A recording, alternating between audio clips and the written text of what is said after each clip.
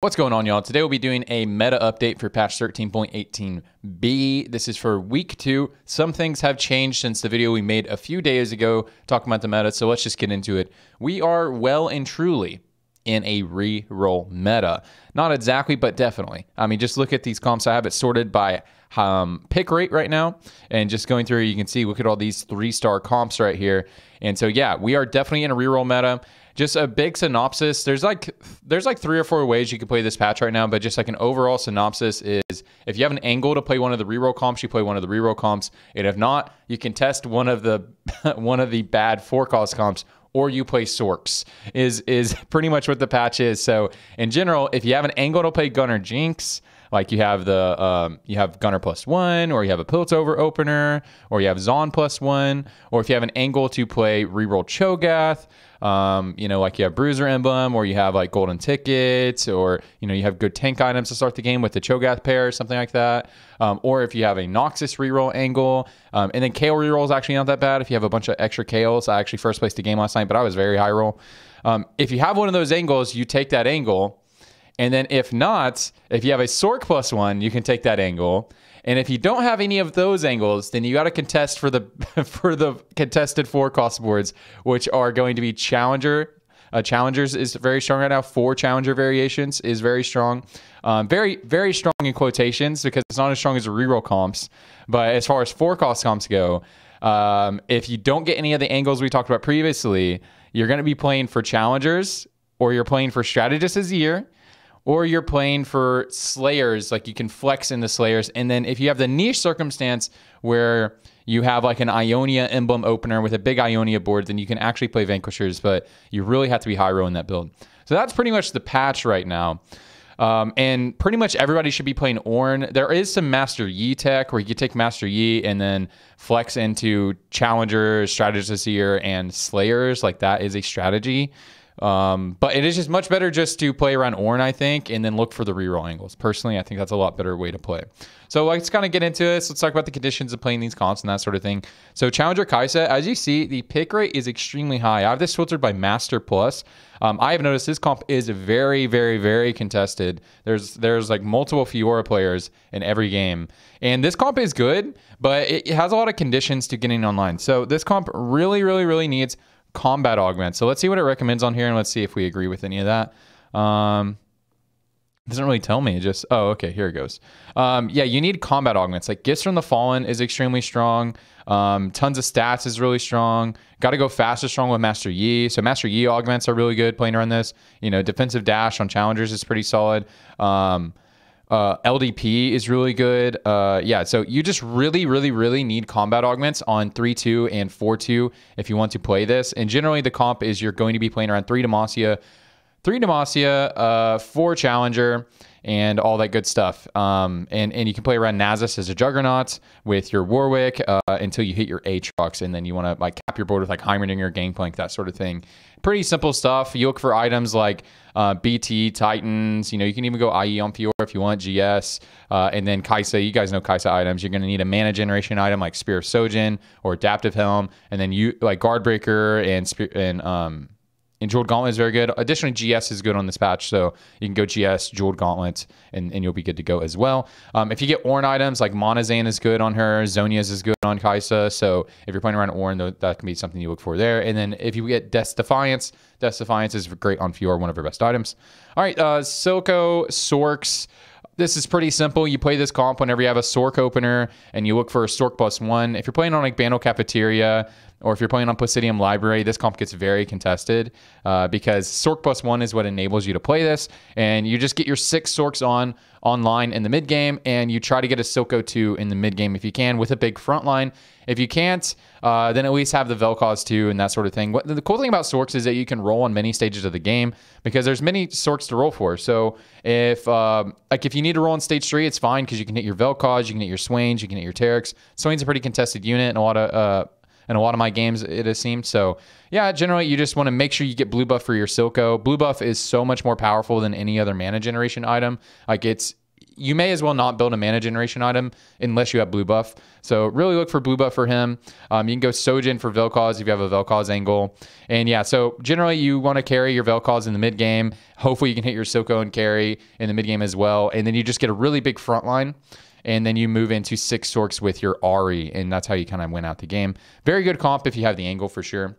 And then we have Chobidem over here. So this is if you have a bunch of Cho'Gath's openers, you have a Bruiser +1, maybe you have a golden ticket or silver ticket, something like that. And you just build tank items, and you'll be good to go. You just get 6 Bruisers as quick as possible. Your backline carry can either be Malzahar or Cassiopeia, but Cho'Gath is the only 3-star that is necessary to hit. So as soon as you hit Cho'Gath, you just try to get to jam in your 6 Bruisers. You could, additionally, if you don't have a 6 Bruiser angle, but you end up hitting all the Voids, you can play 6 Voids and top 4 in that way as well. And then you can change your backline carry from being, if you don't hit Malzahar 3, it can be like Silco, it can be Ahri, it can be Kai'Sa, you know, it could even be Quinn, but I don't think that's as good.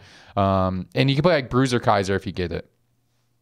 Let's talk about Mordekaiser really quick because we're not going to see him on this build as much except for the Noxus variation. So I've been playing a lot of Mordekaiser, but since everyone is playing, a lot of people are playing Challengers now, the build actually feels a lot worse because Mordekaiser's worst matchup in the entire game is Fiora. And Fiora is, as you can see, the most popular comp now in my ELO, which is weird, but it is. So the way that I think you should play for Slayers and to play around Mordekaiser, I think a really good way to play it is that you should be willing to play the Challenger build or play Mordekaiser because you actually share a lot of items. So if you end up building Sojin is one of Quinn's best items. So if you build Sojin for Quinn in the early game, that's also Kai'Sa's best item. If you build like a Edge of Night or like a BT or something like that, those are good items on Fiora and also good items on Mordekaiser. So I think if you want to play Mordekaiser, you also need to be willing to play Challengers. And also the vice versa is true. If you're willing to play Challengers, I think you should also be willing to play Slayer Mordekaiser. And that Slayer Mordekaiser is quite not as good now because of these units being contested. Your Quinn 3 win condition is much harder to hit. Now, to top 4 with the Mordekaiser, the Slayer Mordekaiser build that I have a guide on, you actually just need a Quinn 2 and an upgraded front line. Generally to top 4, that makes you pretty strong in the mid game, as long as you were tempoing early game with a good item slams.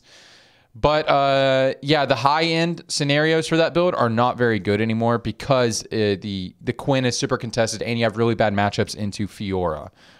So yeah, I don't plan to play Mordekaiser anymore, except for when I have the really good angle. I think it's better to lean more towards Challengers if you want to play that strategy. Additionally, if you guys want to do some Master Yi tech, if you don't have the Gunner reroll angle, there are some people trying to do Gunner Aphelios just straight into the Aphelios. The problem with the Aphelios board is his board really comes online on 8, but you have to roll on 7. Lobby tempo really spikes on 7 because all the rerollers. Kind of weird. You can play Demacia reroll. Demacia reroll is fine. You play vertical Demacia when you do this. As you can see, the placement rate isn't very good. I think it's kind of a high roll build. You never like force into this. You just play it whenever you really have the angle. As you can see, the win rate is pretty solid for a build that has a pretty bad average placement. But the win rate is kind of high. That's because you really should only play this when you're super high roll. And just make sure you get a Rage Blade. Like last night, I had a Zhonya's and a Radiant Rage Blade on my KL. So I had a Zhonya's, Radiant Rage Blade, and a Radiant GS. Like, I mean, that's like an insane setup. And I end up getting 9 Demacia. It was crazy. You can play reroll Noxus on this patch. If you start the game with like a blue buff and a bunch of Noxus units, you can definitely play this. So look out for this comp. This comp is very strong when you have the angle, and you just vertical into Demacias. So you carry your Samira and your Cassio, and maybe you can get a 3-star Neferi, 3-star Swain, but those are hard to get sometimes.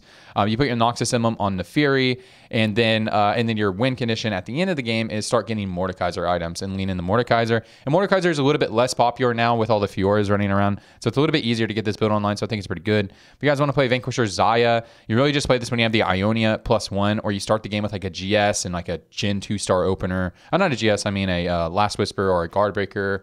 I think those are good indicators to play it. And then you look for the Ionia emblem, or if you're on Placidium Library and you know you're going to get the emblem. This comp is strong, but you have to meet a lot of conditions, so I don't really like playing this. As well as, I don't think AD Flex is very good right now. I think it's really hard to flex into Aphelios, so that's why I don't really like this, because I think if you're playing AD, you're playing Jinx reroll, or you're playing Vanquisher Xayah usually.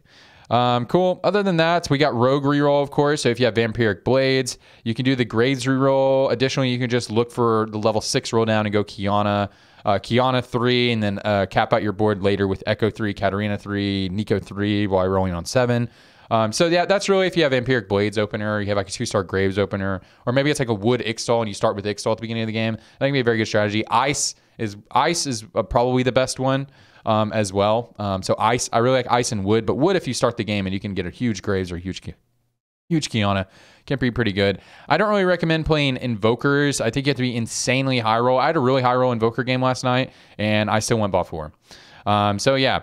So pretty much that's it, guys. It's honestly, I think it's pretty boring meta. I'd love to just wait for next patch, but and I started running down a lot of my stuff. I just went and started playing Yakuza 0 for fun, but I actually need to grind this patch if I want to play a Noxus Cup. So I do want to play a Noxus Cup, so I'm gonna start grinding this patch again. But man, it's honestly pretty boring. You just play the rerolls, or you have to contest for these comps that aren't even that good. Like that's what I mean. Like when I said the good forecasts, like Sorks are good when you have the angle, but you have to have the angle. Like it's a very conditional build. And so if you don't have one of the reroll angles, you're just contesting for these like not even that good comps. Like you're contesting for challengers or strategist Azir. And those are just like they're just not even that good. But anyways, guys, that's it. Appreciate you guys. Check out the stream. Stream here on YouTube. That's it.